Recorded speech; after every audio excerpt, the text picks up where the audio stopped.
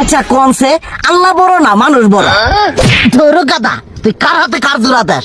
কোড়ায় আল্লাহ আর কোড়ায় মানুষ। যেটা কবার কইছে ওইটা কন। আল্লাহ বড় না মানুষ বড়? আল্লাহই তো বড়। আল্লাহ বড়, তাহলে আল্লাহর কথা না হইনা মানুষের কথা শুনেন কে? কি কইতাছস?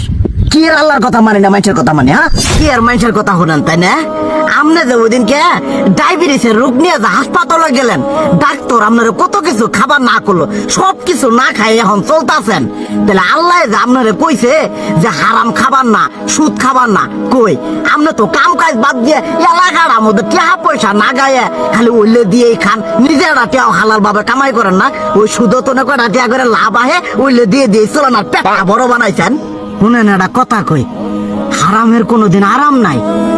হালাল পথে রুজি রোজগার করেন, প্রয়োজনে এরা বেলা কম খায়েন, তাও শরীর পিণ্ডও ভালো থাকবো, কোনো রোগ বেদও হবো না, আরামও পাবেন, আল্লাহও খুশি থাকবো।